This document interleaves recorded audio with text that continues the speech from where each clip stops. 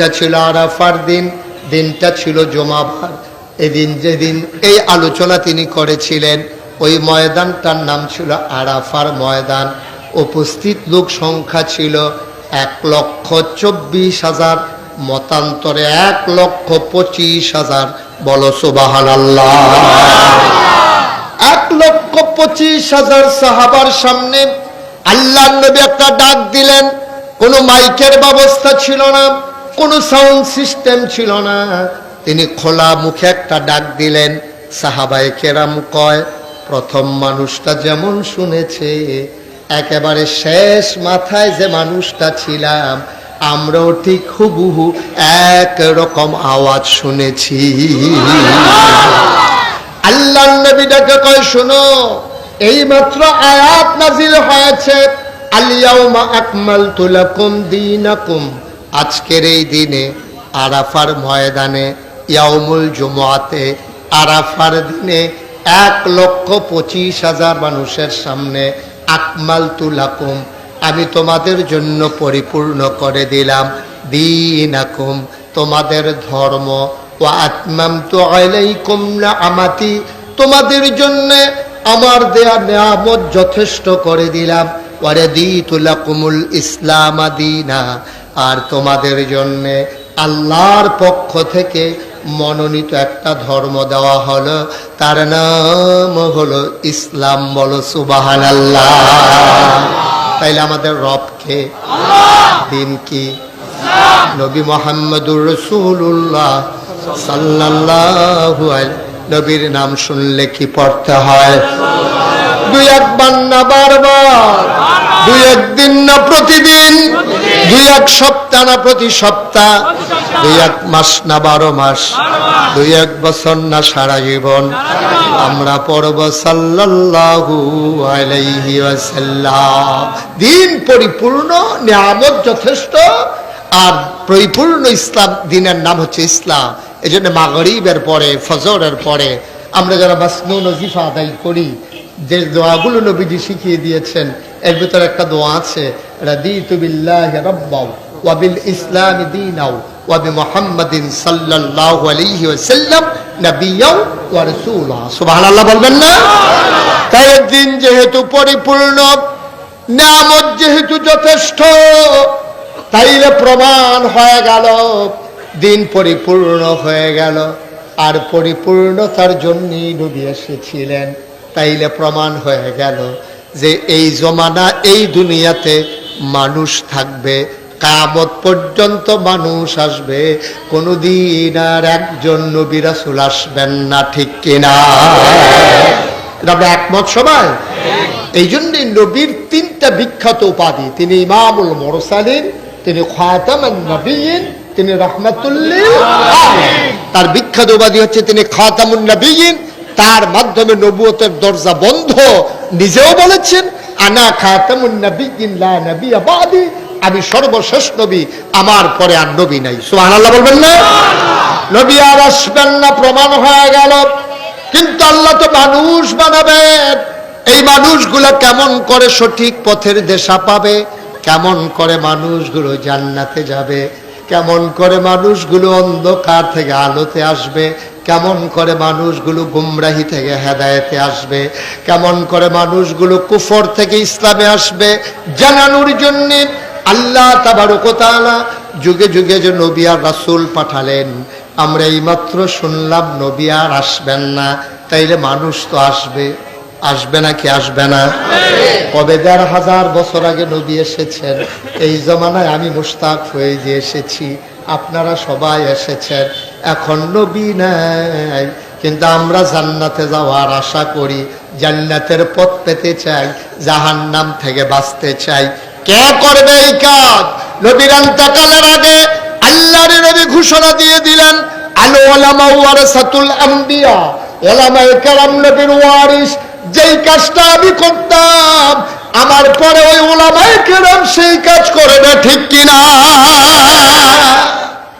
উলামায়ে কেরাম মসজিদের জুমার নামাজের আগে খুতবায়, ওই ময়দানের ওয়াজে, মাদ্রাসার ক্লাসে, ওই বিভিন্ন আলোচনায় নানানভাবে মানুষকে দ্বীনের পথে ডেকে ডেকে আনবে। যেখান থেকে আনবে সেই ময়দান, সেই মাহফিলের মঞ্চ যদি মাহফিলগুলো বন্ধ করে দেওয়া হয়, তাইলে বোঝা গেল মানুষকে জান্নাতে যাওয়ার ব্যবস্থা বন্ধ করে দেওয়া হয়। ঠিক কিনা? এইটাই হয়েছে গত 17টা বছর ধরে। আমরা খেয়াল করে দেখেছি, কোরআনের আলোচনাগুলো হতে দেয় নাই। মসজিদের মিম্বারগুলো থেকে যখন কোরআনের আলোচনা হচ্ছিল, ইমাম বদল করা হয়েছে। তাদের দলীয় নেতা কর্মীর মনোমত না হওয়ার কারণে মাইকগুলো কেড়ে নেওয়া হয়েছে মঞ্চ থেকে। যখন তাদের বিরুদ্ধে কথা চলে গেছে, সেই দিন একেবারেই গেছে। আমরাও জানি এই কোরআনের পথ, ইসলামের পথ কখনো ফুল বিছানো নয়, এ পথ কণ্টকাকীর্ণ। এই পথে চলতে গেলে পা রক্তাক্ত হবে, জমিন হবে রক্তের সাগর। আমরা এটা বিশ্বাস করি। এই দিনের পথে অবিচল আস্থা নিয়ে চলা শুরু করেছি।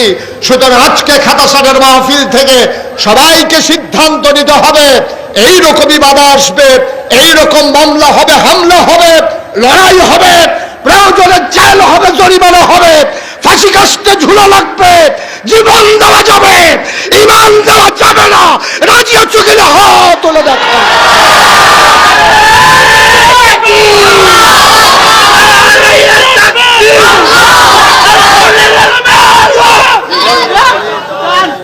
সবাই পড়েন আমিন, জোরে পড়েন আমিন।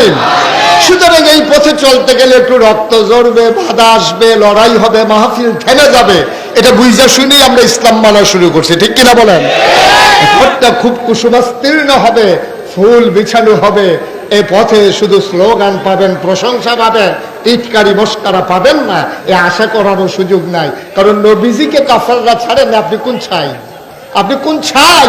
আপনাকে ছেড়ে দেবে আশা করেন কেমনে? 1000 বছর আগে নবীজিকে কাফেরেরা ছাড়েন নাই, আপনাকেও কাফেরেরা ইসলামের বিরোধী শক্তি ছেড়ে দেবে না। এই হচ্ছে বাস্তবতা। বন্ধুরা আমার, ভাইরা আমার, নবী আর আসবেন না সিদ্ধান্ত হয়ে গেল। তাইলে ওলামায়ে কেরাম, মসজিদের ইমাম, হাক্কানি পীর, মাশায়েখ, বুজুর্গরা, মাদ্রাসার মুহতামিম, প্রিন্সিপাল সবাই মিলে মানুষকে বুঝিয়ে বুঝিয়ে দ্বীনের পথে নিয়ে আসবে।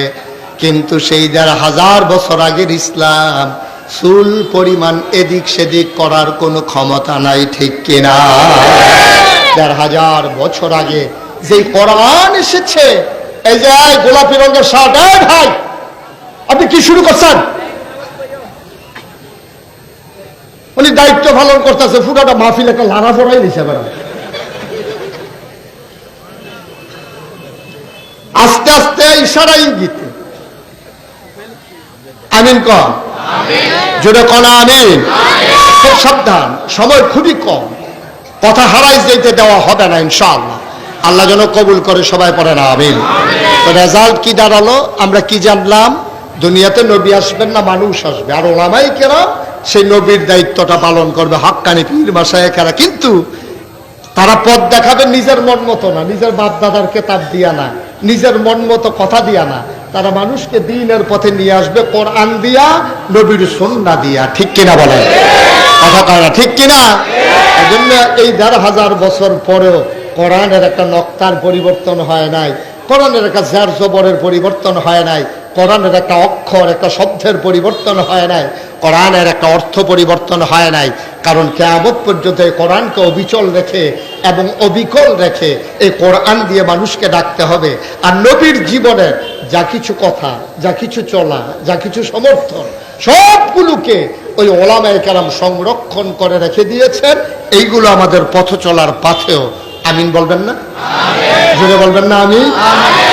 এই প্যান্ডেলে এখন যারা আমরা আছি, দাঁড়ানো বসা, আশেপাশে বাড়ি ঘরে যারা এখানে আছি, আমরা দোকানপাটে, আমরা সবাই কি জান্নাতে যেতে চাই?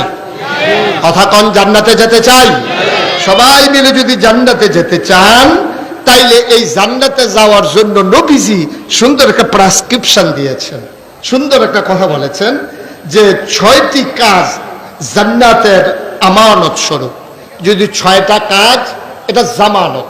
তুমি যেমন ব্যাংক থেকে লোন উঠাইতে গেলে তোমার এই জমিনটাকে জামানত হিসাবে রাখা লাগে, তোমার দলিলটাকে জামানত হিসাবে, বাড়িটাকে বন্ধক দিয়া তুমি ব্যাংক থেকে লোন ওঠানো লাগে। তুমি যদি 6টা জিনিস আমি নবীর কাছে জামানত হিসাবে দিতে পারো, আমি নবীজি তোমার জন্য জান্নাতটাকে আমানত হিসাবে রেখে দেব। সুবহানাল্লাহ বলবেন। কয়টা জিনিস? জোরে বলেন একটু, কয়টা? নবী বলছেন 6টা জিনিস যদি তুমি জামানত দিতে পারো, অর্থাৎ তোমার বাড়িটা যদি ব্যাংকে দিতে পারো, তাইলে তোমার আমি 5 লক্ষ টাকা দেব। তো নবী বলছেন তোমার 6টা জিনিস তুমি জামানত রাখবা, আর আমি তোমার জন্য আমানত রাখবো আল্লাহর জান্নাত। সুবহানাল্লাহ বলবেন না? তাহলে 6টা জিনিস দ্রুত জানা ফেলে অসুবিধা না সুবিধা? 6টা জিনিস আমরা খুব দ্রুত জানা ফেলবো। আবু হুরায়রা রাদিয়াল্লাহু তাআলা আনহু থেকে বর্ণিত, তিনি বলেন নবী করিম সাল্লাল্লাহু আলাইহি ওয়াসাল্লাম তার সামনে এরকম লোক বসে আছেন, অনেক লোকজন সামনে বসে আছেন, সবাইকে তিনি ডেকে বললেন, শুনো 6টা জিনিস তোমরা জামানত দাও, আমি তোমাদের জান্নাতের জিম্মাদার হব। তা আমরা যেমন পেরেশানি নেই, ওনাদের পেরেশানি ছিল, ওনারা জান্নাত চিনছে, জাহান্নাম চিনছে, আল্লাহর ভয় ছিল, তারা বিশ্বাস করত। আমাদের মানুষগুলো বিশ্বাস কতটুকুন করে আল্লাহই ভালো জানে। তো নবীজি বললেন কয়টা জিনিস না? 6টা জিনিস দাও, আমি তোমাদেরকে জান্নাতের আমানত হিসেবে আমি রেখে দেব। 1 নম্বরে 6টা জিনিসের ভিতরে 1 নম্বর হলো নামাজ আদায় করা। নামাজ, কথা বলা, নামাজ। এখন যে সবাই, আমি যখন জিজ্ঞেস করলাম জান্নাতে কি যেতে চান, সবাই চিৎকার করে দিচ্ছেন, শুধু হাত উঠাইতে বলি নাই বইলা বললাম উঠান নাই। কিন্তু এই প্যান্ডেলটার ভিতরে এখন যারা আছেন, মাগরিবের নামাজ কারা কারা পড়েন নাই, যদি আমি এখন জিজ্ঞেস করি আর সত্য যদি বলেন আর কি, তাইলে অর্ধেকের বেশি হাত উঠবে যে মাগরিবের নামাজ আপনি পড়েন নাই। যে ঠিক কইছে হ্যান্ড দিয়ে মনে হয় শুরু হয়েছে। না না, উনি ওই অন্যরা উৎসাহিত করার লেগা কইছে, উনি নামাজ ছাড়েন না, বেড়া না, উনি আন্দাজ করছে আমার তার লগে মিলছে ওনার সাথে, ঠিক কিনা কন? আসলেও বাস্তবতাও তাই, অর্ধেকের বেশি মানুষ এখানে আমরা মাগরিবের নামাজ পড়ি নাই। হ্যাঁ, কথা বললাম না, অর্ধেকের বেশি নামাজ আমরা মাগরিবের পড়ি নাই এবং এশার নামাজ পড়ব না, এটার উপরে মোটামুটি নিশ্চিত আছে অর্ধেকের বেশি মানুষ। তা আল্লাহ বলছেন যদি জান্নাতে যেতে চাও 6টা জিনিস জামানত লাগবে। 1 নম্বরে যেটা কইছে এটাই তো অর্ধেকের নাই, অর্ধেকের তো এটাই নাই, আরো 5টা তো বাকি রয়ে গেছে। এখন যদি এইটাই না থাকে তা আপনি কেমনে ঋণ পাবেন কেমনে? আপনার যখন কইছে যে ভাই আপনি এই কাগজপত্র নিয়ে আসেন, তাহলে আপনাকে লোন দেওয়া হবে, আপনি কাগজ ছাড়া গিয়ে যদি সারাদিন খেড়ুই থাকতেন তবে দিত না, তো দিত না। ওই যে যুদ্ধে, কথা শুনেন মন দিয়া, যুদ্ধের ভিতরে বাহিনী পরাজিত হয়েছে, সেনাপতিকে রাজমশাই ডাইকাই না কয়, যুদ্ধে হাল্লা কেন, আমার কি কম আছে? গোলা বারুদ কম আছে না, বন্দুক কম আছে না, সৈন্য কম আছে না, ক্যাডার কম আছে, ফিটাফিটি করুন না, সব আছে, এরপরে ফলাফাইনি আবার জিতে কেমনে? ফলাফাইনি এরপরে ফিটাফিটি করে জিতে কেমনে? তখন পুলিশে কয়, স্যার গুল্লি যে একটারে করি, একটাই পরে আবার এসে আরেকটা দাঁড়ায়, কেউ দৌড় দেয় না। সুবহানাল্লাহ বলবেন না? তো পরে দিতে হবে না, তো হবে কি? গুলি করি একটারে, পরে একটাই, এই জায়গাতে আরেকটাই দাঁড় করে, কিন্তু কেউ তো দৌড় দেয় না। তো এই জাতিরে পরাজিত করবে কেমনে? এই জন্য পারে না। তো রাজমশাই এসে জিজ্ঞেস করছে সেনাপতিরে, আমরা কেন হারলাম, যুদ্ধে আমরা হেরে গেলাম কেন? তখন সেনাপতি বলতেছে, স্যার 101টা কারণ আমি বার করছি। কয়টা কারণ? সবাই কথা কয় না, কয়টা কারণ? মঞ্চে যারা আছে তারা না কইলেও সারবো, তারা যে হুইতালাইছে না, এটাই তো বেশি গেল। বালিশ দে একটা করে, সবাই একটু কথা কইেন, আমিন কর। আমি তো খেয়াল করি নাই, আমার আদরের, আমার হৃদয়ের গভীরতম প্রদেশে জায়গা, আমার দরবারের বিশিষ্ট মাজলিসের সুর আর সদস্য, আপনাদের প্রিয় মানুষ হাজি মঞ্জু আপনাদের মাঝে এসে হাজির। আলহামদুলিল্লাহ বলবেন না? এই ঘরুয়া হোটেলের মালিক এই মনির সাহেব আছে, অনেক লোকজন আছে, ইমাম সাহেব তো আছি, তাদের কথা বলছি, আমিন কর। যেই কথাটা বলতেছিলাম, যুদ্ধে হারার কয়টা কারণ? আরে কথা কয় না তো। রাজমশাই কয় 1 নাম্বারটা কয় 1 নাম্বার কারণ হইলো আমরা যে গোলা বারুদ দিয়ে যুদ্ধ করব, গোলা বারুদ সব পানিতে ভিজে গেছে। রাজমশাইকে আল্লাহ কোনো একটাই সারবে, এই একটাই সারবো, আর 100টা রাখা দাও, যে একটা কইছো এরপরে আর যুদ্ধে জিতনের তো কোনো সম্ভাবনা নাই, গোলা বারুদ সব পানিতে ভিজে গেছে, তো গুল্লি করার ক্ষমতা নেই, তোমরা আর জিতবা কেমন? তোমরা যে মায়ের খাইয়া বাইতেইছো না, এটাই তো বেশি। ঠিক কিনা কর? তাইলে আমরা 6টা জিনিস যদি জামানত রাখতে পারি, আল্লাহ নবী জান্নাত আমানত রাখবে। তাইলে 1 নম্বরে তো এলো ধরা খাইছি, বাকি 5টার দরকার নেই, রেডি হলাম জাহান্নামে যাওয়ার লিগে। জান্নাতে যাওয়ার আর কোনো সম্ভাবনা আমাদের, ঠিক কিনা কন? তাহলে কয়টা না কথা না, কয়টা?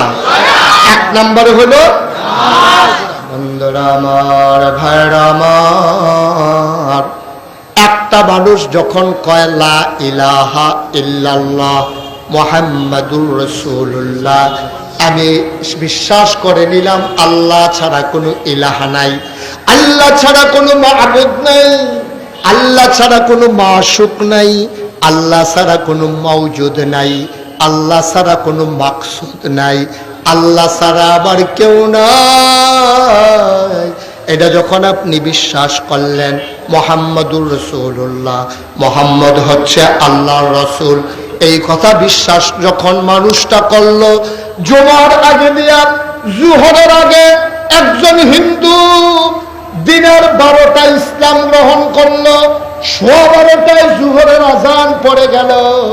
এখন যে মানুষটা 12টায় ইসলাম গ্রহণ করলো, 12:15 আজান পড়ে গেল, যে মানুষটা কাফের থেকে মুসলমান হলো, তার 1 নাম্বার দায়িত্ব হলো নামাজ।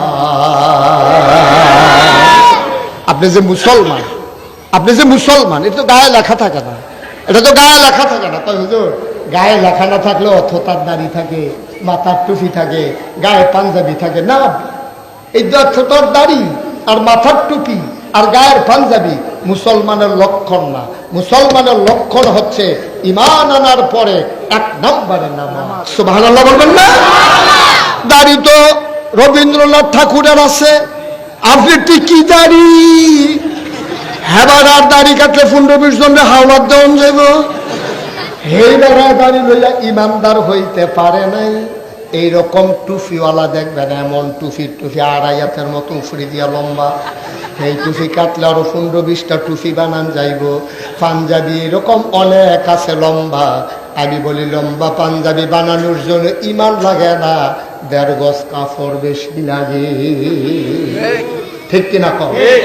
আপনি বাচ্চা পাঞ্জাবি কিনে আনছেন দোকানতে রেডিমেড, আপনি এটা লম্বা বানাইতেন স্যার, তো এটা রেডিমেড কিনা নাই না, দর্জির দোকানরা কইবেন যে একেবারে এই টাকলু পর্যন্ত তুই আমার পাঞ্জাবি কয় গজ থাকবো, তো হাতে যেই যত গজ কাপড় করবে এত গজ দিবেন, তো এত লম্বা পাঞ্জাবি। লম্বা পাঞ্জাবির লেগে বড় হুজুর লাগে না, দাড়ি রাখার জন্য ইমান লাগে না। কোন বেঈমান কাফের যদি মনে করে আমি আর দাড়ি কামাবো না, তো এত কয়দিন পরে তার দাড়ি হয়ে যাবে। টুপি মাথার দেওয়ার জন্য 10 টাকা দিয়ে টুপি পাওয়া যায়। আর আপনি যদি মনে করেন টেহাও লাগতো না, অনেক মসজিদও দেখবেন টুপিটা গায়ে রেখে মাথার দিয়া মনে নাই কই হাঁটতে হাঁটতে বাজ্যে গেল না, খুলতেন মনে নাই, ওইটা দিকে আপনি কি ভাসুই বলে কি টুপির লিগে? টুপির জন্য ইমান দরকার নাই, দাড়ির জন্য ইমান দরকার নাই, পাঞ্জাবি গায়ে দেওয়ার জন্য মুসলমান হওয়া দরকার নাই। অনেক কাফের বেদিন পাঞ্জাবি গায়ে দেয়, অনেক কাফির বেদিন টুপি মাথায় দেয়, অনেক কাফের বেদিন টুপি রাখে কিন্তু না দাড়ি রাখে। এখন যদি বলেন মুসলমান হতে হলে কি হওয়া লাগবে, ওই যে বললাম 12টা ঈমান এনেছো, 12:15 আজান পড়েছে, 1 নম্বরে তোমার নামাজ লাগবে, ঠিক কিনা? আচ্ছা, আপনি যদি বলেন যে হুজুর আমি ইমানদার, নামাজ পড়ছি না, নামাজ পড়লাম না, আমি ইমানদার, সমস্যা আছে? হ্যাঁ সমস্যা তো আছে, এটা আমার কথা না, তো আল্লাহ নবী বলেছেন 1500 বছর আগে, মান তারাকা সালাতা মুতাআম্মিদান ফাকাদ কাফারা। নবীজি কয় যে ব্যক্তি হাসতে হাসতে ইচ্ছাকৃত নামাজ ছেড়ে দিয়েছে, ইচ্ছা করে যে ব্যক্তি নামাজ ছেড়ে দিয়েছে, নামাজ ছেড়ে যাবে কয়েকটা কারণে। তুমি বেহুশ হয়ে গেছো, তোমার হুশ নাই, তোমার নামাজ তোমার উপরে তখন আর ফরজ নাই, তুমি ঘুমিয়ে পড়েছো, ডাকার মতো কেউ নাই। নির্জন নিরিবিলি কোনো বনভূমিতে, কোনো মরুভূমিতে তুমি একাকী ঘুমিয়ে পড়েছো, তোমার ডাক দেওয়ার কেউ নাই। তুমি নামাজ না পড়লা কেন, এটার জন্য তোমার জবাব দিতে হবে না, যেহেতু তোমার ডাকার কেউ ছিল না। তুমি পাগল, তোমার নামাজ পড়া লাগবে না। তুমি নাবালক, তোমার নামাজ পড়া লাগবে না। নাবালক, পাগল, ঘুমন্ত, আর হইল যে মানুষ, হ্যাঁ কি অজ্ঞান, বেহুশ। Thank you. এই যে মনে রাখছে, উনি না থাকলে তো ওয়াজ ঢাকায় তুই গেল গইল হ মার হাবা কয় না রে। চারজন ব্যক্তি ছাড়া কেউ যদি ইচ্ছাকৃত নামাজ ছেড়ে দেয়, মান তারাকা সালাতা মুতাআম্মিদান ফাকাদ কাফারা, যে নামাজ ছেড়ে দিল সে সাথে সাথে কাফের হয়ে গেল। মুশতাক ফয়জির কথা না, আমার নবীজির কথা, ঠিক কিনা বলো? তাইলে টুপি মাথায় দিয়ে তো আপনি এই কথা বলতে পারবেন না আমি মুসলমান। এটা একটা শিয়ার, একটা চিহ্ন, একটা আলামত, কিন্তু আর মানে আপনি মুসলমানের পরিপূর্ণ আলামত না। এক নম্বরে নামাজ। এই জন্য আল্লাহ তাবারক ওয়া তাআলা বলেন আকিমুস সালাহ, এইরকম বারবার বলেছেন। তোমরা কি ইমানদার চিনতে চাও? যদি ইমানদার চিনতে চাও, ইউমিনুনা বিল গায়ব ওয়া ইয়াকিমুনাস সালাহ, তারা অদৃশ্যের উপর ঈমান আনে আর নামাজ কায়েম করে। কোরআনুল কারীমে 18 পারায় প্রথম সূরা সূরা মুমিনুন আল্লাহ কয় কাদ আফলাহাল মুমিনুন আল্লাযীনা হুম ফি সালাতিহিম খাশিউন। কোরআনুল কারীমে আল্লাহ কয় আকিমুস সালাহ ইন্নাস সালাতা তানহা আনিল ফাহশাই ওয়াল মুনকার। এভাবে নানান ভাবে আল্লাহ নামাজের কথা বলেছেন। ও মুসলমান, আমরা যাও নামাজ পড়ি, যারা নামাজ পড়ি, নামাজ যেমন করে পড়া দরকার ছিল তেমন করে নামাজ পড়া হয়ে ওঠে না, ঠিক কিনা? আল্লাহ রাব্বুল আলামিন কোরআনে 18 পারায় প্রথম সূরা সূরা মুমিনুনে কি কথা বলেন এখানে ভাই, কত সুন্দর করে আল্লাহ বলেছেন কাদ আফলাহাল মুমিনুন। ওই মুমিন সে সফল কাম, আল্লাযীনা হুম ফি সালাতিহিম খাশিউন। ওই সফল কাম মুমিন যে নামাজের ভিতরে ভীত সন্ত্রস্ত, ভয়ে কম্পমান, নামাজ যখন পড়ে এমন ভাবে পড়ে আনতা আবুদাল্লাহ কাআন্নাকা তারাহু ফাইন লাম তাকুন তারাহু ফাইন্নাহু ইয়ারা। সুবহানাল্লাহ বলবেন না? আপনি যখন নামাজে দাঁড়াবেন, নামাজে যখন দাঁড়ালেন, আগে ঠিক করে নেবেন আপনি কেন নামাজ পড়তেছেন। ওই যে আমি বললাম আপনি ইমানদার, এটা প্রমাণের জন্য আপনার নামাজের দরকার। তাইলে আপনি আগে নিয়ত ঠিক করে নেবেন কেন নামাজ পড়বেন। এই জন্য আবাদত, যে কোনো আবাদত কবুল হওয়ার জন্য শর্ত হইল 3টা। 1 নম্বরে সহি নিয়ত, 2 নম্বরে সঠিক নিয়ম, 3 নম্বরে হালাল খাওয়া। কোন আবাদতের ভিতরে এই 3টা জিনিস যদি না থাকে, মানুষটার আবাদত আল্লাহ পর্যন্ত পৌঁছবে না, ঠিক কিনা? আপনি নামাজ পড়বেন, কেন নামাজ পড়ছেন? আপনি যদি আমি জিজ্ঞেস করি আজকে নামাজ পড়ছেন কেন, আপনি বলবেন যে হুজুর আপনার মাহফিল হবে, খেতাসার মাহফিল আসছি, আজও যদি নামাজ না পড়ি তার নামাজ পড়াম কবে?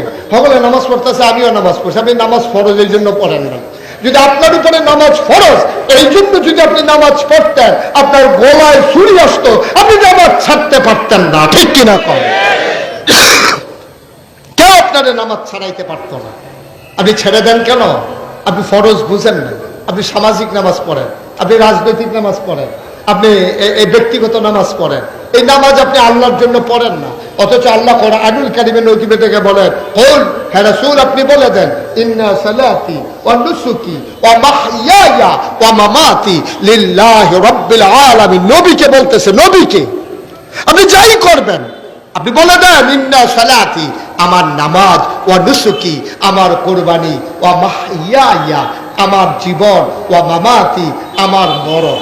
অর্থাৎ জীবন মরণের মাঝামাঝি আমার ব্যক্তি জীবন, আমার পারিবারিক জীবন, আমার সমাজ জীবন, আমার রাজনৈতিক জীবন, আমার ইন্টারন্যাশনাল রিলেশন, আমার অর্থনৈতিক জীবন, যা কিছু কেবলমাত্র শুধুমাত্র একমাত্র লিল্লাহি রাব্বিল আলামিন, আল্লাহ রাব্বুল আলামিনের জন্য, ঠিক কিনা? কম তাহলে আমি কাপড় পরব ওইভাবে যেই কাপড় পরলে নবীর তরিকা অনুযায়ী হয় এবং আমার আল্লাহ সন্তুষ্ট হয়, ঠিক কিনা বলেন? আমি নামাজ পড়বো এইভাবে যে নামাজ হবে শুধুমাত্র আল্লাহর জন্যে, দুনিয়ার কাউকে দেখানোর জন্য না। আমি বলছিলাম আমাদের নামাজ নানান কারণে হয়। মেয়ে বিয়ের উপযুক্ত, মেয়ের দেখার জন্য ছেলের পক্ষের লোক আসছে, সবাই নামাজি মানুষ, ছেলেও মাদ্রাসায় পড়ে। এখন যদি মেয়ের বাবা নামাজ না পড়ে, নামাজ আর কি বিয়ে হয় নাকি?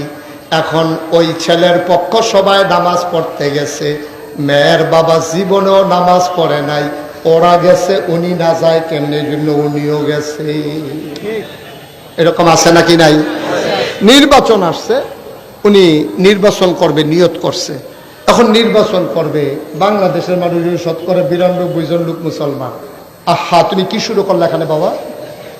শতকরা 92 জন লোক বাংলাদেশে মুসলমান। সারা সবাই এটা পছন্দ করে যে আমরা যেই দল মন্দ করে এই দল করুক, নামাজটা যে বেলা পড়ে এই দ্বারে মানুষ খুব পছন্দ করে। তো এবার নির্বাচন করব নিয়ত করছে, ওখানে এবার আর নামাজ ছাড়ে না।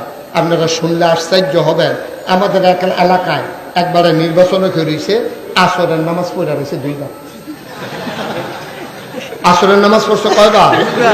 আরে 2 দিনে না, 1 দিনে। এটা মনে করছে 2 দিনে পড়ছে। 2 বার। কয়দিনে? 1 দিনে এবার আসরের নামাজ পড়ছে। যেতে লগে আসিন হেতে আমার লগে কইছে, হুজুর পশ্চিম ফেল ফিরা কইতাম পারেন, পশ্চিম ফেল ফিরা কইতাম পারেন হুজুর। আমি মিশা কথা কই, কিন্তু এই ব্যাপারে মিশা কথা কইতাম না, হেতে আমার কয়। আমি অনেক মিশা কথা কই, কিন্তু হুজুর এই ব্যাপারে আমি মিশা কথা কইতাম না, পশ্চিম ফেল ফিরা কইতাম পারাম। এবার 2 বার আসরের নামাজ পড়ছে। আমি ওই কখনো কখনো পড়ছে, আমরা ফাঁসের গ্রামও পড়ছে, আমরা গ্রামও আইয়া পড়ছে। আমি তোমার না হলে তো হেবারা নির্বাচন করে না, হেবারার বুদ্ধি তোমার তো বেশি দেখতে, হেবারা তোমার নেতা। কারণ হেবারা চিন্তা করছে হেতারা দেখবো আমি নামাজ পড়ি, এই গ্রামে তারা দেহা দরকার আছে না, তারপরে নতুন ধরে বুঝে থাকবে সর্বভালো। এবার আর আইতে পারে না, না পারে, এর লেগে একদিন এবার আসরের নামাজ পড়ছে 2 রাকাত। আপনারা শহরের কাছের মানুষ, মাশাআল্লাহ অনেক সালা কইছেন আপনারা। আপনারা বিবেকের কাছে আমার প্রশ্ন, যেই লোকটা একদিনে আসরের নামাজ পড়লো 2 বার, আল্লাহ ফরজ করছে কয়বার? 1 বার। এই অসুবিধা পড়ছে কয়বার? 2 বার। তাহলে এটা কি আল্লাহর লাগিয়া পড়ছে না বুডের লাগিয়া পড়ছে? তোমার নামাজ নট, তোমার নামাজ পাও গেছে। এই মেহনত করলা, জাদু বাদু ধরাইলা, কি কারবার ইশারা। ভাই কুদ্দুর চিন্তা করে, একটু চিন্তা করে, একটু চিন্তা করে। বাংলাদেশের মানুষকে বেহতার মনে করে, বোকা মনে করে, নির্ভুত মনে করে। যারা রাজনীতি মনে করে তারা মনে করে যে যত বড় মিথ্যাবাদী বাংলাদেশে তত বড় রাজনীতিবিদ, ঠিক কিনা বলো? তারপরে আবার আমরা তারা সাহেব হলো বইয়া কয়, আমরার যে নেতা একটা কয় কিতা করছে, কয় ফানি রেখেছে, এবার কথা রেখে নেয়, ঠিক না? যে যত বড় বাটফার তে হইল বাংলাদেশে তত বড় নেতা। আমরার কপাল এই দুর্দশা, এই লঘুমতি। যদি ভালো মানুষগুলো আমাদের এই পদের ভিতরে আসতো, তাইলে অন্তত রাস্তার গম, তারপরে ব্রিজের ভিতরে রডের বদলে বাঁশ দেন, তারপরে সরকারি গম খাইয়ালন। হুনতে হুনলাম হগিন নেবেন লেখা বিস্কুট হয়েছে, হ্যাঁ বিস্কুট হাতে খাইয়া বইয়া দিচ্ছে।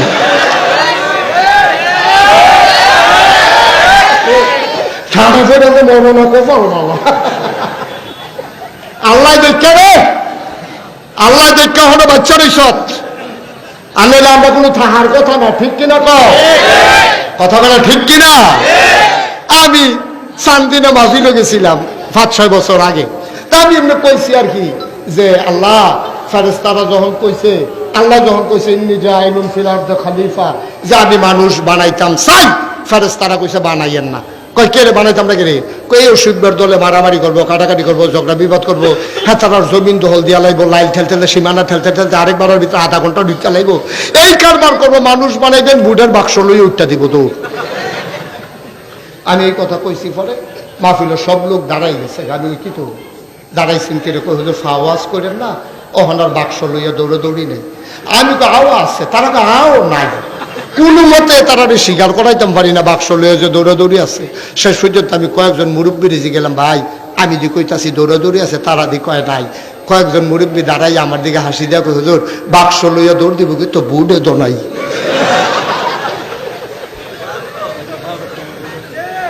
ভোট থাকলে না দৌড় দিতে লাগেনি। আপনার সহালে ভোট দিতে দুইটা গেছেন, রাস্তাতে ফিরাইয়া পড়ছেন না, তারা কইয়া দিচ্ছেন আইসু কিতা দেখো কারবার সাইড আলাই সিরাইতে। ঠিক কিনা কম মুসলমান আমরা দিলে আর পরেও মুসলমান। আরে আমরা যদি আর পরেও মুসলমান তাই তো শয়তানের সমস্যা নাই। শয়তানের দুষ্টা কি তার শয়তানের? আমরা আর পরেও মুসলমান।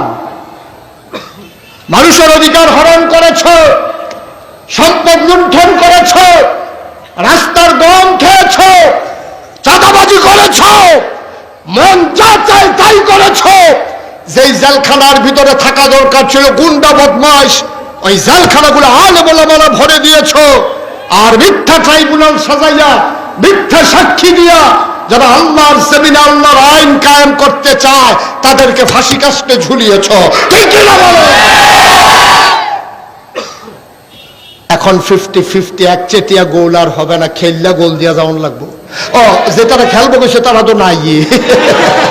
বিপদ কি এক জায়গা, যারা কাছে খেলা হবে হ্যাঁ তো নাই, এক সাইডটা গোল উঠে আছে।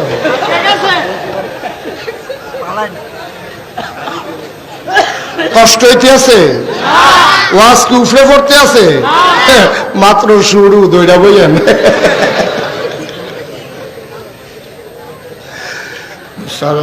মুসলমান কয়টা জিনিস? কয়টা? এক নম্বরে নামাজ। ওই নামাজ তোমাকে পড়তে হবে আল্লাহ কাআন্নাকা তারাহু ফাইন লাম তাকুন তারাহু ফাইন্নাহু ইয়ারাক। এমন ভাবে তুমি নামাজ পড়বা যেন তুমি তোমার আল্লাহকে দেখ। সুবহানাল্লাহ কয় না? আল্লাহু আকবার।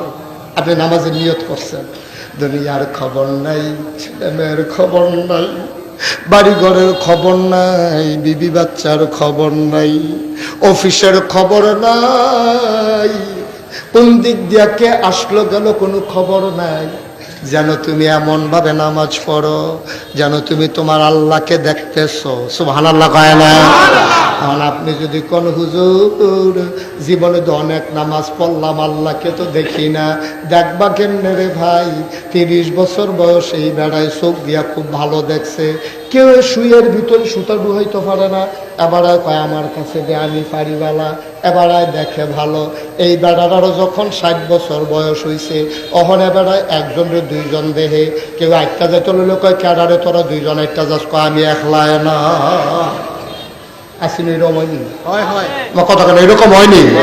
এখন চোখ এবারে দুইটা দেহে, লম্বারে বাইটটা দেহে, বাইটটারে লম্বা দেহে, একতলা বিল্ডিং রে 2 তালা দেহে, রাস্তাটা ফাঁস দেহে, রিক্সাটা দূরে দেহে, আসলে রিক্সার লোক এবারে ঘষা খাইতে আছে। এরকম চোখে নানান সমস্যা দেয়। কারণ কি? এবারে যে 30 বছর বয়সে শুইয়ার কেমন সুতা ডুহান লাগবো এটাও দেখছে। ওহন দিয়ে এবার এরকম দেখে গেলে কয়েকবার চোখের মধ্যে পর্দা পড়ছে, এইটারে এবার আলে খরচের বিশ্বরোগ, চক্ষু হাসপাতালও নেওয়ান লাগবো, নিয়ে আসে এবার অপারেশন করে পর্দার ছানি কাটান লাগবো, পর্দা কাটান লাগবো, তাইলে আবার আগের থেকে দেখবো। তাহলে আল্লাহ যদি কয় আনতা আবুদাল্লাহ, নবীজি কয় আনতা আবুদাল্লাহ কাআন্নাকা তারাহু, তুমি এমন ভাবে নামাজ পড়ো যেন তুমি তোমার আল্লাহরে দেখতেছো। হতাশারের তারা কয় ইয়া হুজুর আপনি যে একটা কথা কইলেন আমরা তো নামাজ পড়ি আল্লাহরে তো কেউ দেখি না, দেখবা কেমনে রে ভাই?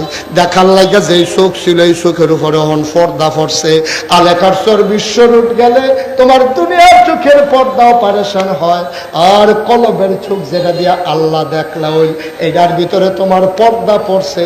এখন এই কলবের অপারেশন করা লাগবে, ঠিক কিনা? ফাইন লাম তাকুন তারাহু ফাইন্নাহু ইয়ারাক। তুমি দেখলে দেখো না, দেখলে নাই, টেনশন কইরো না, তুমি তোমার আল্লাহরে দেখো না, কিন্তু তোমার আল্লাহ তোমারে দেখতেছে, ঠিক কিনা? আপনি দেখেন না, আল্লাহ দেখে নাকি দেখে না? কথা না, দেখে নাকি দেখে না? এইরকম ভাবে যদি আপনি নামাজ পড়তেন পারেন, এই নামাজ হলো জান্নাতের জামান। এই নামাজ জান্নাতের। আপনি এই নামাজ পড়তে পড়তে পড়তে পড়তে পড়তে পড়তে একদিন আপনি মরে যাবেন, আজরাইল আসবে, রূহ কবজ হয়ে যাবে, মসজিদের মিনার থেকে ঘোষণা আসবে মানুষটা নাই, কাফন পরি আপনাকে দাফন করে দেবে মাটির কবরে। সবাই দেখবে মাটির কবর, আপনি কবরে গিয়ে দেখবেন মাটির কবর মাটি নাই, মাটির কবর জান্নাতের টুকরা হয়ে গেছে। ওই জান্নাতের টুকরার ভিতরে আপনি ঘুমিয়ে আছেন। কবর যাদের আযাব হবে, জাহান্নাম হবে, রাত তাদের শেষ হতে চাইবে না। কবর যাদের জান্নাত হয়ে যাবে, তাদেরকে যখন ডাকা হবে উঠেন আসেন, কিয়ামতের ময়দান রেডি হয়ে গেছে। মানুষটা চিৎকার করে বলবে মাত্র ঘুমাইছিলাম, চোখ দুইটা লাগিয়ে উঠছিল, কাঁচা ঘুমটা কেন ঘুম ভাঙাইলা? পায় আপনি ঘুমাইছেন 50,000 বছর। কয় হাজার বছর ঘুমাই গেছেন আপনারা? আহা, কই কথা শুনতে আছে, হাতে ক্যামেরা লাগায় এবার মনোযোগের সাথে চাইতে আছে, এটা দেখা রাখার দরকার আছে। এটা হ্যাঁ, উনি ক্যামেরা কিনবো।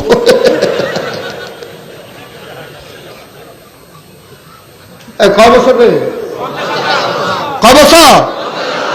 ডাক দিছে উঠেন, কবরে আর কত ঘুমাইবেন, উঠেন।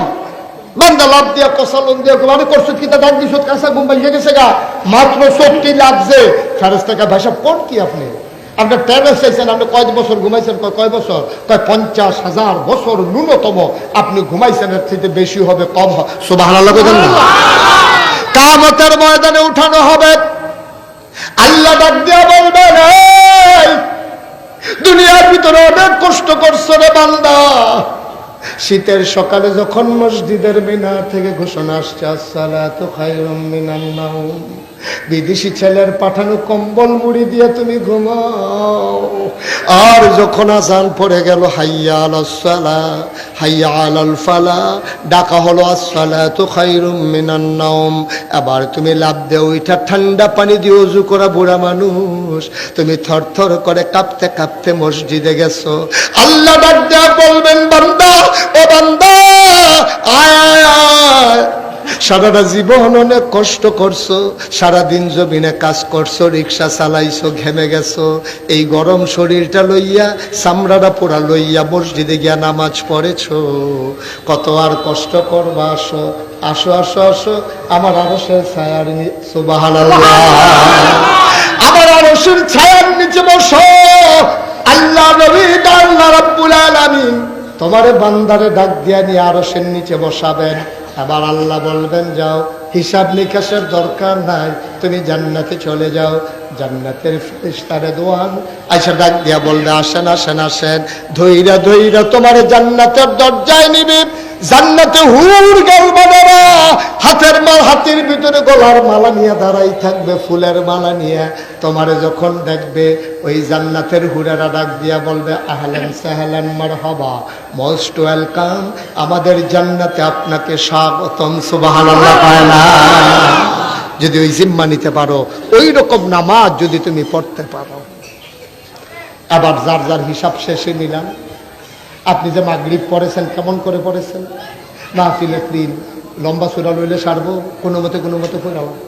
আপনি নামাজ পড়ে সেরে উঠতে দিচ্ছেন, দৌড় হুজুরে উঠতে এবার মাগরিবের পরে কি আর নামাজ। আর আরেকটা তো নামাজ ছাড়ে দৌড় দিয়া লাইছে, এই দৌড় দিয়া সেটা মাহফিল কুম্বালার সামনে জায়গা পাওয়া যায় না, না যায়। ভাই সাহেব এটি নামাজ না, তো নামাজ কারে কয়? শুনতে মন চায়?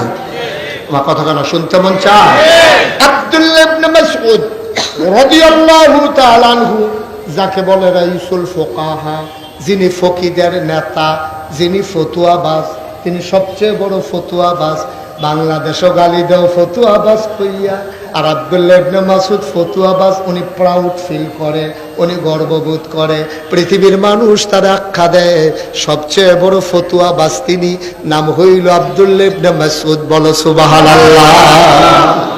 আব্দুল্লাহ ইবনে মাসউদ তিনি ঘরের ভিতরে একটা কথা মনে রাখবেন, নফল নামাজ পড়বেন বেশি বেশি ঘরে, আর ফরজ নামাজ পড়বেন মসজিদে গিয়া। অনেক মানুষ এই নফল ফরজ সব ঘরে মসজিদে পড়ে না। আপনি নফল নামাজ বেশিরভাগ ঘরে পড়বেন, এতে হয় কি ঘরটা তাজা থাকে। মৃত মানুষের ঘর হয় না, এজন্য সুন্নত নফল এগুলা ঘরে পড়বেন, ফরজ পড়বেন মসজিদে গিয়ে। আব্দুল্লাহ ইবনে মাসউদ তিনি ঘরের ভিতরে নামাজে দা, খুব খেয়াল করেন চিকন কথা, নামাজে দাঁড়াইছে আল্লাহু আকবার। এখন নামাজে দাঁড়াইয়া আমরা তো ছোট সূরা বিচারি, আর ওনারা পড়তো সবচেয়ে বড় বড় সূরা যেগুলো মুখস্থ থাকতো, কারণ ওনারা বিশ্বাস করতো কোরআন তেলাওয়াত মানে শুধু কোরআন তেলাওয়াত না, কোরআন তেলাওয়াত মানে হচ্ছে মাওলার সাথে কথা বলা। সুবহানাল্লাহ বলবেন তো, কথা মাওলার সাথে কথা বলবো তো বলবো কার সাথে? এখন লম্বা সূরা নিয়া আব্দুল্লাহ ইবনে মাসউদ নামাজে দাঁড়াইছে, আল্লাহু আকবার, নামাজ শুরু করেছে, সূরা ফাতিহা পড়েছে, লম্বা সূরার সাথে মিলাইছে, পড়তেই আছে, গাল বেয়ে বেয়ে চোখ বেয়ে বেয়ে টপ টপ করে পানি পড়তেছে। হঠাৎ করে ঘরের ভিতরে একটা সাপ ঢুকছে। কি ঢুকছে? বা কথা কয় না, কি ঢুকছে? ঘরের ভিতরে যখন সাপ ঢুকছে, তখন আব্দুল্লাহ ইবনে মাসউদের ওয়াইফ, ওনার বিবি, ওনার স্ত্রী সাপ সাপ সাপ বলে জুড়ে চিৎকার শুরু করছে। চিৎকার শুই না পাশে আশেপাশে ঘরের যত মানুষ আছে সব দৌড়াই আসছে সাপ মারার জন্য। আব্দুল্লাহ ইবনে মাসউদ না কি করে? নামাজ পড়ে। মা কথা মানে কি করে? একেবারে সত্য মনের কথা কই দেন, হ্যাঁ, কোনো লুকোচুরির দরকার নেই। এইরকম আপনি ঘরে নামাজ পড়তে আসেন, আপনার ওয়াইফে যদি কয় সাপ সাপ সাপ, আপনি কি নামাজের নিয়ত বান্ধা রাখবেন না ছাইড়া দিবেন? ছাইড়া দিয়ে কি খেলুই থাকবেন না সামনে ঢোকাতে দুপুরে বাইরে পড়ে যাবেন গা? এটা দৌড়াদৌড়ি শুরু হয়ে যাবো গা। আব্দুল্লাহ ইবনে মাসউদ নামাজ পড়ে আর উনি চিৎকার করতেছে সাপ সাপ সাপ। এবার ঘরের চতুর্পার্শ্বে যারা বাসিন্দা ছিল, প্রতিবেশী ছিল, সবাই মিলে এসে সাপটারে পিটাইয়া মারছে। এখন সাপ মারা যাওয়ার পরে আমাদের দেশে দেখবেন গবেষণা হয়, এটা কি সাপ, তারপরে সাপের নমুনা গীতা আইলো করতে কত বড়। তো একজন এই সাপটা মাপ, তো মাইপা দেখছে 4.5 আঙ্গুল হয়েছে। 4.5 কয় আঙ্গুল? কথা কয় না, এবার কথা কয় না। 4.5 কয় আঙ্গুল? 2.5 আঙ্গুল হয়েছে সাপ। মাইপা সেরকম গবেষণা শুরু হয়েছে। আরেকবার মুরব্বী আইয়া সেরা কয় খাইয়া লাইলি বাচ্চা গেছ জাতি সাপ। কেমনে বুঝলেন? মাথার সক্করটা দেখছো কি জাতি সাপ দাঁড়া। আরেকবার আইয়া কয় কয়দিন আগে সলম হালাইছে। কেমনে বুঝা? কয় যা শরীরটা তেল কয়দিন আগে ডিমও ফারছে। কেমনে বুঝা? কয় যা হচ্ছে ফ্যাটের সামরাটা ডিম। এই ডিম ফারছে যে সামরাটা হলো টাইট অনেক সময় পাইছে না। এই নানান গবেষণা। আব্দুল্লাহ ইবনে আব্বাস না কিতা করে? আরে আব্দুল্লাহ ইবনে মাসউদ না কিতা করে? সুবহানাল্লাহর পরেও কইতাম না। গবেষণা চলতেছে সাপ নিয়া। কয় হাত লম্বা, ডিম পারছে, জাতি সাপ, মাথায় চক্র। সর্বনাশ হইতো। সবাই মিলে গল্প করতেছে। ভাই যিনি ঘরের মালিক তিনি আব্দুল্লাহ ইবনে মাসউদ নামাজ পড়তেছে। নামাজ শেষ হয়ে গেল, গবেষণা তখনও চলতেছে। আব্দুল্লাহ ইবনে মাসউদ নামাজ শেষ করে ডাক দেয়া, কই গেলা? বেগম সাহেব কই? আমি তো এখানেই আছি। কই জলদি করে খাবার দাও, পেটে বড় খিদা। কয় কিসের খাবার? আমি কি খাইছি নাকি? আমি খাবো না। কয় খাবারের কথা নিয়ে আসেন, আপনি কি কিচ্ছু টের পান নাই? কয় কি টের পাবো? আমাদের ঘরে তো সাপ ঢুকছিল। আমি কেমনে বলবো? আমি না নামাজ পড়তে আছি।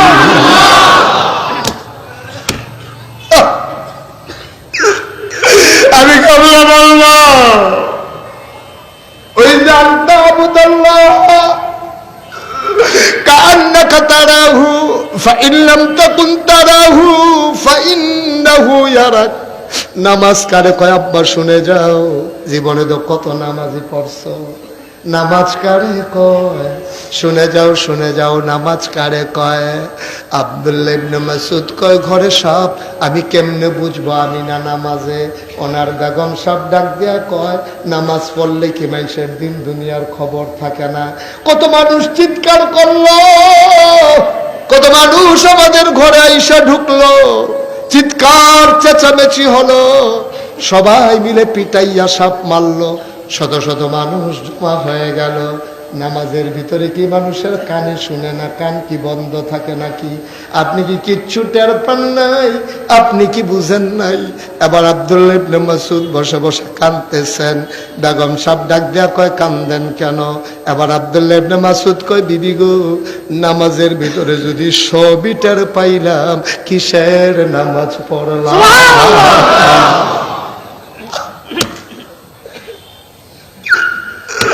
মুসলমান,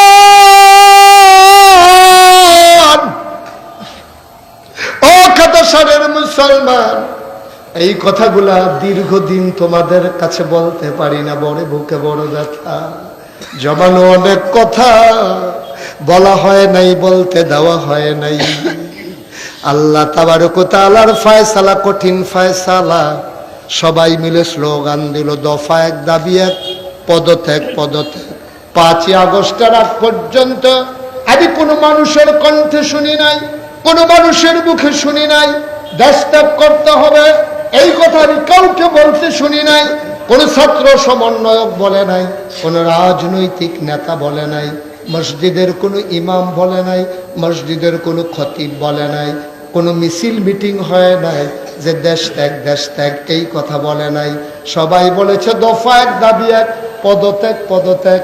আল্লাহ কয় না না না, আমার ফয়সালা কঠিন ফয়সালা, দফা এক দাবি এক, দেশ ত্যাগ দেশ ত্যাগ। কথাগুলো থামিয়ে দিলে জাতির ক্ষতি হয়, কথাগুলো থামিয়ে দিলে ব্যক্তির ক্ষতি হয়, পরিবারের ক্ষতি হয়, কোনো একটা মহলের হয়তো ফায়দা হয়, কিন্তু আপামর জনতার বড় ক্ষতি হয়।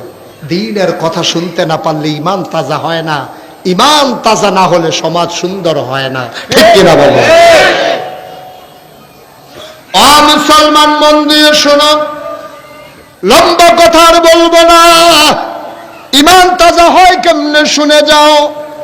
আল্লাহর নবী যখন দ্বীনের দাওয়াত দিচ্ছিলেন, কাফেররা কেউ নবীর দাওয়াত দিতে দেয় নাই।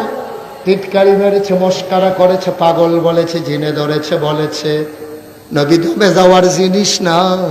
নবী যখন সইতে পারলেন না, চলে গেলেন মদিনায়। মুসলমান, তিনি যখন মদিনায় পৌঁছে গেলেন, মক্কার যারা সাহাবা তারা কাঁদতেছেন। যেই নবীরে দেখলে সকাল হতো, যেই নবীরে দেখে আমরা ঘুমোতে যেতাম, ঘুমানোর সময় নবী দেখি না, ঘুম থেকে উঠে আর নবী দেখি না। মানুষগুলো পাগল হয়ে গেছে নবীরে দেখার জন্য। এমন একজন মানুষের নাম আব্দুর রহমান ইবনে আউফ। বড় শৌখিন মানুষ, বড় ফ্যাশনেবল মানুষ, খুব দামি পারফিউম তিনি ব্যবহার করতেন, এবং একটা পাঞ্জাবি একবার ধুয়ে দ্বিতীয়বার আর গায়ে দিতেন না। একবার গায়ে দেওয়ার পরে তিনি আবার এটা ধুয়ে পরিষ্কার করে এরপরে আবার গায়ে দিতেন। খুব ফ্যাশনেবল মানুষ ছিলেন, খুব সুন্দর চেহারার মানুষ ছিলেন। মক্কার কয়েকজন ধনী মানুষের ভিতরে একজন ছিলেন। খুব আল্লাহওয়ালা মানুষ ছিলেন, নবীর বড় আশেক ছিলেন। সকালবেলা ঘুম থেকে উঠে নবীর দরজায় গিয়ে দাঁড়ালেন। আসসালাতু ওয়াসসালামু আলাইকা ইয়া রাসূলুল্লাহ। ভেতর থেকে একজন বের হয়ে এসে কয় নবী তো নাই। কয় নবী গেছে কই? গত রাতে কই গেছে বলে নাই। সাহাবা কাঁদতে কাঁদতে বাড়িতে গেলেন, পটলার ভেতরে কিছু টাকা নিলেন, নিজের প্রয়োজনীয় কাপড় নিলেন, তিনি রওনা করলেন মদিনার উদ্দেশ্যে। সীমান্ত চৌকি বসালো কাফেরেরা। বাংলাদেশে যেমন বিজিবি আছে, সেখানে সীমান্ত চৌকি বসালো, যেন কেউ মক্কার মানুষ মদিনা যেতে না পারে। আব্দুর রহমান ইবনে আউফ প্রয়োজনীয় কিছু জিনিস নিয়ে মক্কার বেল্ট, ওই বর্ডার বেল্ট ক্রস করতেছিলেন। বর্ডার যখন লাইন ক্রস করতেছিলেন, ধরা পড়ে গেলেন যুবকদের হাতে। ধরে আনা হলো দারুন নাদওয়া। তৎকালীন সংসদে, যেখানে আবু জেহেল চিফ, যেখানে ওই আপনার কি বলে স্পিকার হলেন আবু জেহেল, সংসদ সদস্য মেম্বার অফ পার্লামেন্ট হলো আবুল আহাব, উতবা, সাইবা, মুগীরা, সবাই মিলে বসে গেল। ডাক দেওয়া কয়, আব্দুর রহমান, আপনি সম্মানিত মানুষ, আপনি মর্যাদার মানুষ, আপনি ধনী মানুষ, কোথায় যাচ্ছিলেন আপনি? আব্দুর রহমান কয়, ভাই আবু জেহেল, আমি তোমাদের কারো কোনো ক্ষতি করি নাই, জীবনে কেউ আমার হাত থেকে খালি হাতে যায় নাই, যা পেরেছি তা দান করেছি, আমার যেতে দাও। কয় কোথায় যেতে চাও? কয় মদিনায় চলে যাব। এই মক্কায় নবী নাই, এই মক্কায় আর আব্দুর রহমান থাকবে না। আবু জাহেল কয়, পাঞ্জাবিটা কোন টাকার কিনা? কয় মক্কার টাকার কিনা। কয় পাঞ্জাবিটা খুলে দাও। পটলার ভিতরে কি? কয় কিছু সামান্য টাকা। কয় খুলে দাও। আব্দুর রহমান বুঝে ফেলছে এরপরে বোধহয় ওরা লুঙ্গি খুলতে চাইবে। বড় ইজ্জতের মানুষ, লজ্জা শরমওয়ালা মানুষ, বংশাবলী মানুষ। তিনি বললেন, সব রেখে দাও, আমারে বাড়িতে যেতে দাও। কয় জীবনেও মদিনায় যাওয়ার স্বপ্ন দেখবা না। উনি বাড়িতে চলে গেলেন। এবার গায়ে আর পাঞ্জাবি পরলেন না, পটলার ভিতরে টাকা নিলেন না। তিনি একাকি লুঙ্গি পরে খালি গায়ে মদিনার রাস্তায় শেষবেলা রোজা রওনা দিলেন। কেউ জাগনা নাই, পাখিগুলো আপন নিরে ঘুমিয়ে পড়েছে, গরুগুলো গোয়াল ঘরে ঘুমায়, বেওয়ারিশ কুকুরগুলো নিরাপদ আশ্রয়ে ঘুমায়, প্রিয়তম স্বামী প্রিয়তমা স্ত্রীকে নিয়ে ঘুমায়, ছোট্ট শিশু মায়ের বুকে মুখ রেখে ঘুমায়, কেউ জাগনা নাই। আব্দুর রহমান ইবনে আউফ সীমান্ত ক্রস করলেন, বর্ডার বেল্ট পার হয়ে গেলেন, যুবকদের হাতে আর ধরা পড়লেন না। রাত যায় দিন যায়, তিনি যেতে যেতে যেতে যেতে মদিনার নিকটবর্তী পৌঁছলেন। একটা খেজুর বাগানে গিয়ে আশ্রয় নিলেন। তিনি বুঝলেন সুবহি সাদেক হয়ে যাবে। হঠাৎ করে কান পেতে শুনলেন খেজুর ডেকে কয়, আসসালাতু খায়রুম মিনান নাওম। সুবহানাল্লাহ। তিনি আবার বুঝে ফেললেন আমি বোধহয় মদিনায় চলে আসছি। তিনি দৌড় দিয়ে বের হয়ে গেলেন, গিয়ে দেখে মানুষগুলো অজু করে করে মসজিদে ঢুকতেছে। আদো আদো আদো আলো আধো অন্ধকার।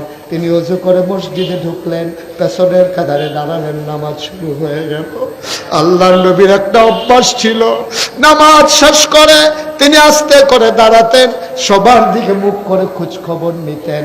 এবার তিনি ফজরের জামাত শেষ করে আস্তে করে দাঁড়ালেন, দাঁড়ায় কয় তোমাদের কি খবর, সবাই ভালো আছো নাকি? সবাই বলে জি ইয়া রাসূলুল্লাহ ভালো আছি।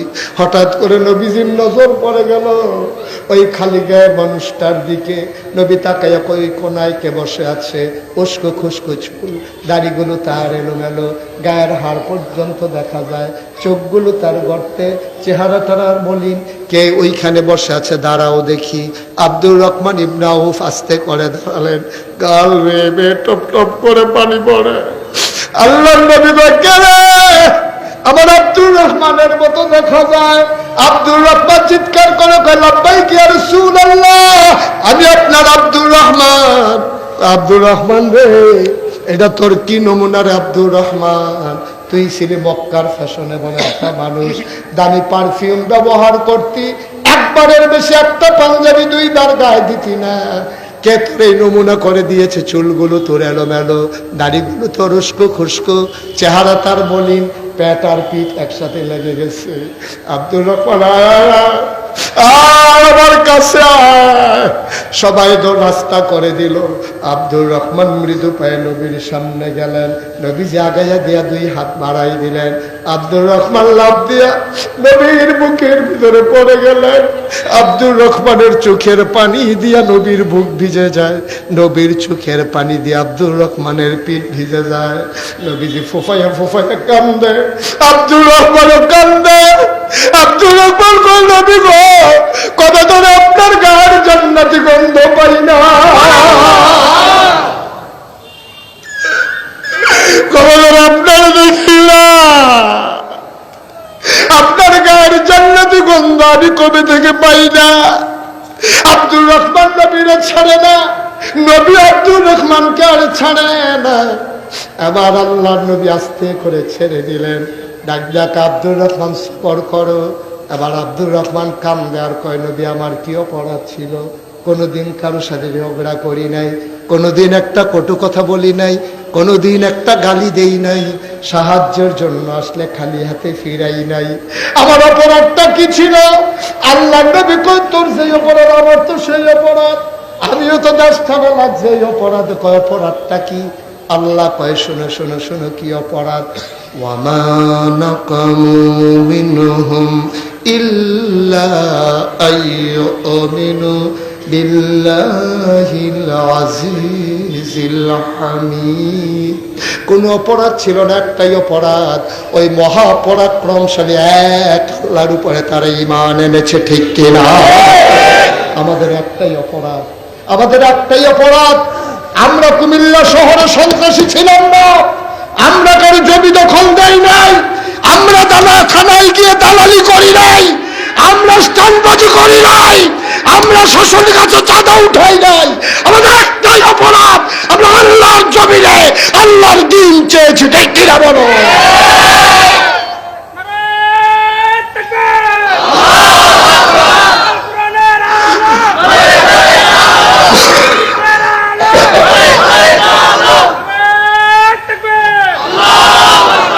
সবাই পড়েন আমিন। আবার আসবো ইনশাআল্লাহ, কথা হবে, দেখা হবে ইনশাআল্লাহ। আমি তো আপনাদেরই মানুষ, আপনাদের প্রতিবেশী, আমি জুড়ে চিৎকার করলে আপনারা শুনবেন, আপনারা চিৎকার করলে আমি শুনবো। একেবারে আপনাদের কাছের মানুষ হয়ে গেছে। আমার ওষুধতলাই আমার বাসা। আপনার ইচ্ছে করলে দৌড়ে গিয়েও দেখা করতে পারবেন। আবার আসবো ইনশাআল্লাহ, দেখা হবে মাহফিলে, কথা হবে কোনো এক ময়দানে। তবে সবার কাছে আমার একটা আবদার আছে। আয় ছেলে, সবার কাছে আমার একটা আবদার আছে। আপনারা জানেন, সোশ্যাল মিডিয়ায় দেখেছেন, প্রিন্ট মিডিয়া, ইলেকট্রনিক্স মিডিয়ায় দেখেছেন, নাগাইশ দরবার শরীফ আজকে 18 একর জায়গার উপর একটা কমপ্লেক্স, যেখানে 10টা প্রতিষ্ঠান। সেখানে আমি আল্লাহর খাস মেহরবানি আপনাদের সকলের সহযোগিতা নিয়ে 6000 লোক নামাজ পড়তে পারবে এরকম একটা মসজিদের কাজ ধরেছি। বলেন আলহামদুলিল্লাহ। মসজিদের নিচতলায় হাসপাতাল, দোতলায় 3তলায় মসজিদ, একসাথে নামাজ পড়তে পারবে 6000 লোক। এই মসজিদের প্রাক্কলিত ব্যয় ধরা হয়েছে 30 কোটি টাকা। কয় কোটি? 30 কোটি। আমি নিজে গরিব মানুষ, এত ধনী মানুষ না। আমি নিয়ত করেছি 1 বছর মাহফিল। তোমরা এরকম শুরু করলা কেন? 1 বছরে আমি যত মাহফিল করে যত হাদিয়া পাবো, পুরো 1 বছরের হাদিয়া আবার মসজিদ আমি দান করে দেব, নিয়ত করেছি। আমি 25 লক্ষ টাকা দিয়া তারপরে আবার মসজিদের কাজ শুরু করেছি। আপনাদের এই মঞ্জু আবার মসজিদের গর্বিত একজন সদস্য।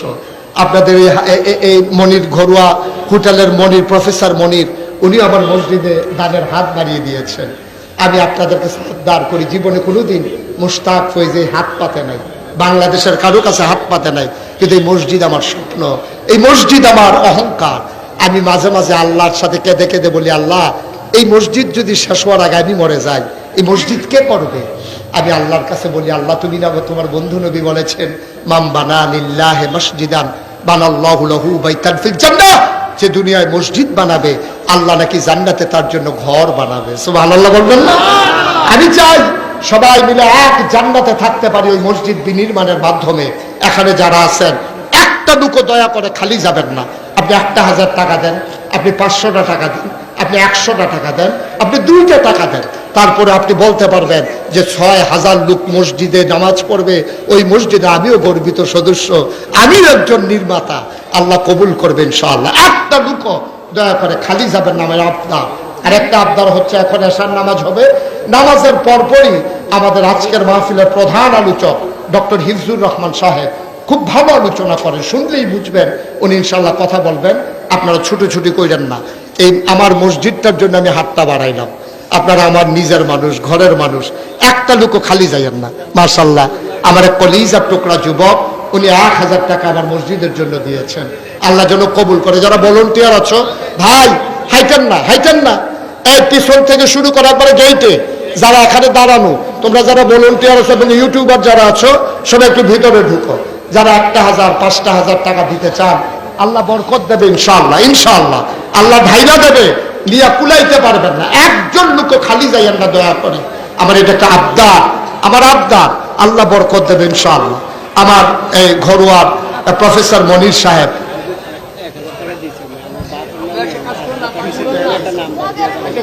এই মঞ্জু নাম্বারটা দিয়ে দেন আমার, ওই ওনার কাছে আমার বিকাশ নাম্বারটা না। ওকে ভাই, উঠতে না করছিলাম, উঠতে না করছিলাম। শুধু যারা এখানে আমাকে সহযোগিতা করতে চান মসজিদের জন্য 1000, 5000, 2000, অনেকেই এখানে শহরের মানুষ, 1-2000 টাকা আপনাদের কাছে কোনো টাকা না। আল্লাহ বরকত দেবে।